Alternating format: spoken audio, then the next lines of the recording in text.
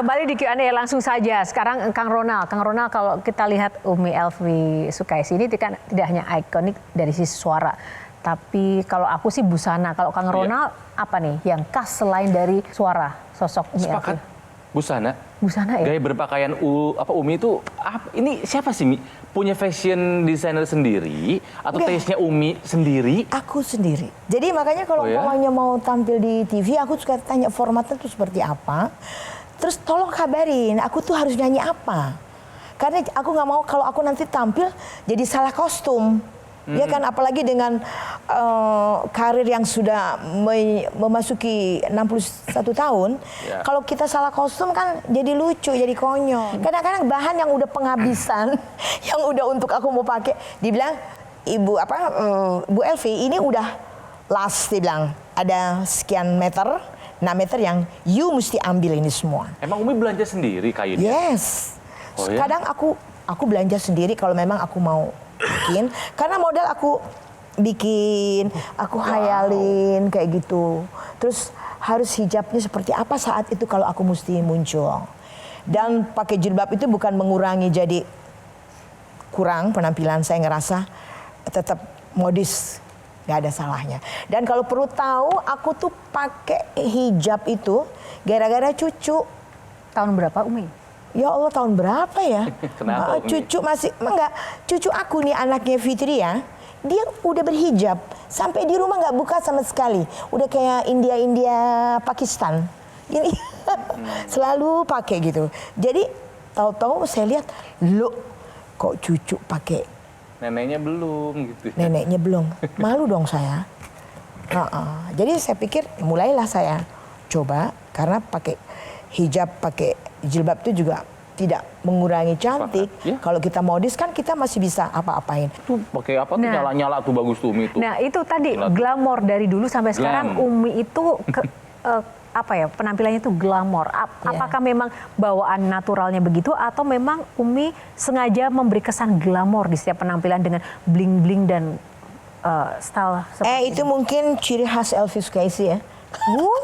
Aku suka deh, Umi tuh benar-benar firm gitu loh tentang dirinya ya. Kalau aku memang suka dengan banyak pernak-pernik kayak gitu. Dan kalau aku nggak kayak gitu, banyak yang suka ngomong, bukan Elvi Sukaisi katanya. Itu tadi soal fashion, tapi satu lagi nih, tahu nggak teman-teman yang khas dari seorang Elvi Sukaisi? Itu loh, lempar. Itu coba itu gimana kok bisa kayak gitu sih? Gini, itu nggak tahu terinspirasi. Sebetulnya bukan dari dulu. Jadi waktu itu saya show di Ambon. Dulu kan kita masih kayak orang mau balet ya. Gini terus tahu-tahu aku nyanyi Mandi Madu. Lagu Mandi Madu terus kok bisa teret waktu basah gitu. Dari situ. Dari situ. Harus iya. Gitu. Umpamanya udah nggak tuh, menyentuh kalbu udah di tengah, basah dia biasa lagi waktu itu pas ininya pas basah gitu. Terus sama satu lagi itu lagu India, kalau orang tahu yang Sorga Dunia. Kok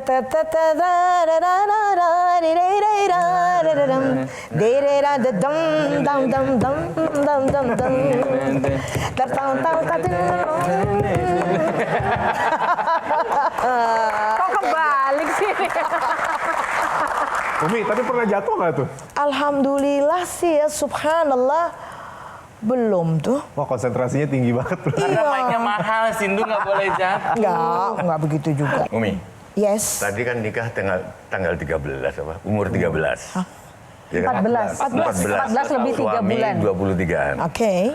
Pengalaman apa yang bisa, karena waktu aku SMP itu dengar, sungguh kau suami yang kok hanya Umi yang bisa nyanyiin itu. Jadi kayak pedih banget. Serius, itu apa karena pengalaman di situ? Gini, kalau penyanyi emang kesiannya ya, kita nyanyi suami yang kejam dipikir suami kita yang gamparin kita.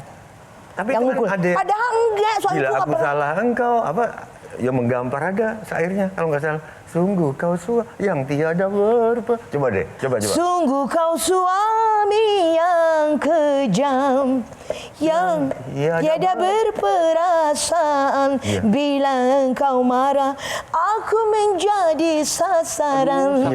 Aku kau pukuli bagaikan seekor hewan. Itu bukan karena pengalaman rumah tangga? Sekarang sih nggak mungkin lirik gitu.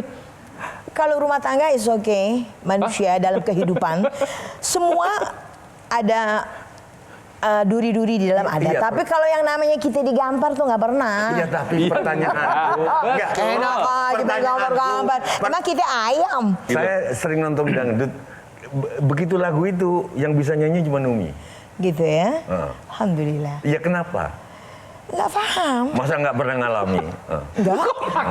Kok maksa sih Pak Tejo? Bagaimana sih? Kok maksa? Kita mau dikorek nih. Umi tuh nggak pernah sekalipun saya dengar tadi melontarkan kata-kata negatif, keluhan dan juga komplain. Memangnya hidup Umi tuh mulus terus ya, bahagia terus gitu ya Umi? Atau gimana sih? Kok kayak nggak pernah susah gitu? Subhanallah. Alhamdulillah. Ya itu saya bilang, kalau soal kehidupan manusiawi, ada pasang surut, soal ekonomi, ya kan? Tapi kalau soal rumah tangga, saya ini orangnya orang yang apa ya? Orang yang manut sama suami. Jadi kalau suami saya bilang merah, merah, hitam, hitam. Jadi jangan pakai dikomplain. Karena apa? Dia terangin. Saya, karena dia jamaah, dia bilang, Ana kalau mau bicara, Ana pikir dulu untung ruginya. Ya kan? Jadi makanya nggak bisa dibahas. Jadi yang saya sudah bicarakan itu adalah itu udah harus begitu. Menurut siapa? Ayo. Mau bertuhan sama siapa? Suami gituin, gitu loh. Jadi saya punya kewajiban ya memang nggak boleh ya kita terlalu tunduk kalau sama suaminya juga konyol kan. Harus kan seiring sejalan. Ya kan? Ya Rob, jadikan aku istri dalam kasih sayangnya. Waduh. Selalu bilang gitu dan ya Allah jadikan suamiku sayang kepada anak-anaknya semua. Dan jadikan aku istri yang selalu menyenangkan hatinya. Itu enggak bikin laki-laki gede kepala. Setiap hal, setiap terjadi berantem, Aku saya salah yang aku duluan. yang salah. Soal dia mau gede kepala terserah kita balikin aja sama dia. Ya kan? Dia pastikan juga punya pikiran. Dan kalau dia beragama yang benar, dia nggak mau dong egois kayak gitu. Dia harus tahu mendidik istri, bagaimana harus berlaku terhadap. Tapi saya paling suka kalau suami yang sayang sama anaknya, ya kan? Ada kan suami kan yang cuek banget sama anaknya. Itu aku nggak suka banget. Perasaan, ya Allah anaknya tapi kok dia cuek-cuek aja sih, sedih banget deh. Kebetulan suami karena memang saya kenal dia, terus saya jatuh cinta sama dia karena dia juga seorang penyanyi. Kok subhanallah takdir Allah saya berjodoh sama dia sampai akhir umurnya. 60 tahun. Berarti ketika Umi nyanyi itu bayangannya suami.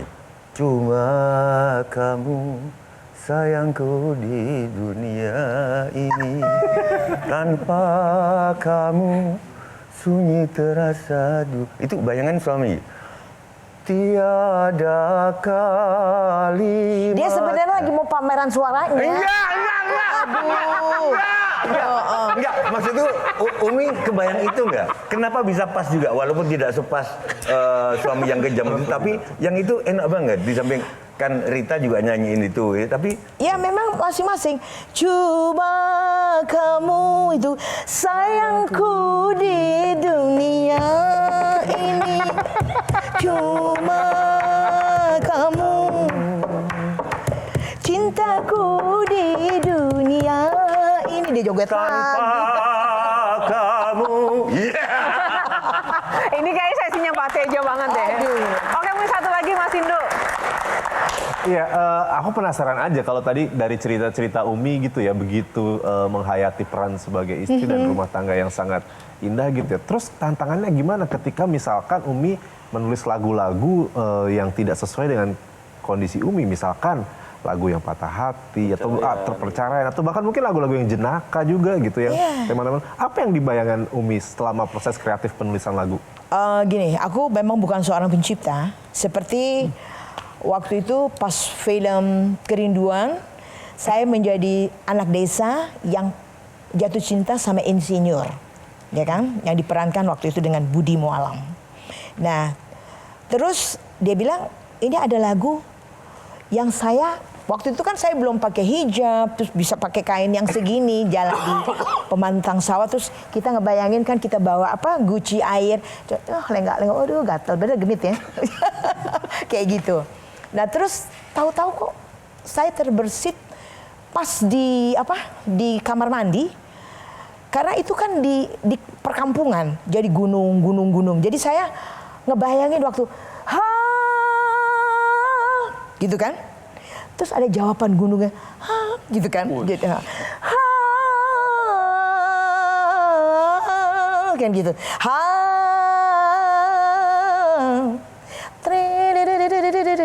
Kayak gitu.